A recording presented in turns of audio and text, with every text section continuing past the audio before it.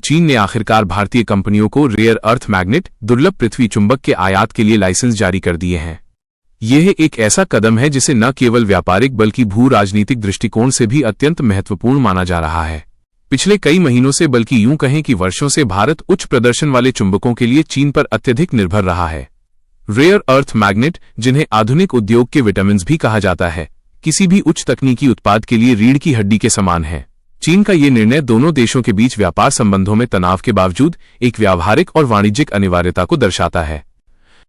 Rare earth magnet क्या है और ये इतने महत्वपूर्ण क्यों है?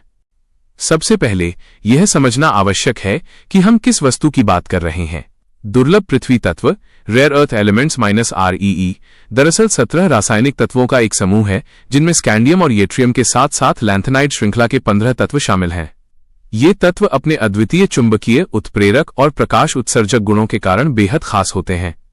जब हम रेयर अर्थ मैग्नेट की बात करते हैं तो हमारा सीधा मतलब नियोडायमियम आयरन बोरॉन NdFeB मैग्नेट से होता है। ये दुनिया के सबसे शक्तिशाली स्थायी चुंबक होते हैं। इन चुंबकों का उपयोग कहाँ होता है? इसकी सूची बहुत लंबी और प्रभावशाली है। ये मैग्नेट इलेक्ट्रिक वाहनों, EVs की मोटर, पवन चक्की, विंड टर्बाइन के जनरेटर, अत्याधुनिक रक्षा प्रणालियों जैसे missile guiding system, fighter jets के इलेक्ट्रॉनिक सिस्टम और यहां तक कि हर आम व्यक्ति के हाथ में मौजूद स्मार्टफोन के वाइब्रेशन मोटर और स्पीकर में भी इस्तेमाल होते हैं। संक्षेप में, जिस भी तकनीक में उच्च शक्ति, कम वजन और अत्यधिक दक्षता की आवश्यकता होती है, वहां इन चुंबकों की उपस्थिति अनिवार्य है। भारत अपनी महत्वाकांक्षी मेक इन इंडिया और आत्मनिर्भर भारत पहल के तहत इलेक्ट्रिक वाहन उत्पादन और नवीकरणीय ऊर्जा क्षेत्र पर जोर दे रहा है।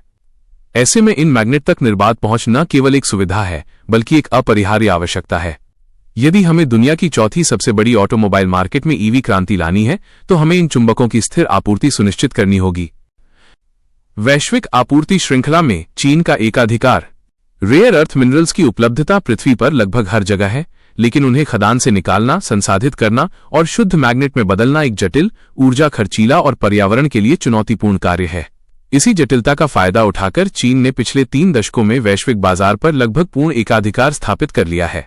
आज की तारीख में चीन दुनिया के 80% से अधिक संसाधित दुर्लभ पृथ्वी तत्वों का उत्पादन करता है। चीन ने न केवल खनन पर नियंत्रण किया, बल्कि प्रोसेसिंग और रिफाइनिंग की तकनीक और बुनियादी ढांचे में भी जबरदस्त निवेश किया। इस एकाधिकार के कारण चीन इन रणनीतिक खनिजों को भू राजनीतिक हथियार के रूप में उपयोग करने की क्षमता रखता है। इसका एक ऐतिहासिक उदाहरण 2010 में देखा गया था, जब चीन और जापान के बीच समुद्री विवाद के बाद चीन ने जापान को दुर्लभ पृथ्वी निर्यात पर प्रतिबंध लगा दिया था। इस घटना ने दुनिया को चौंका दिया था और अमेरिका तथा यूरोपीय देशों ने चीन पर अपनी निर्भरता कम करने के लिए वैकल्पिक आपूर्ति श्रृंखलाएं विकसित करने की दिशा में काम शुरू कर दिया था। भारत के लिए भी यह निर्भरता हमेशा से एक चिंता का विषय रही है।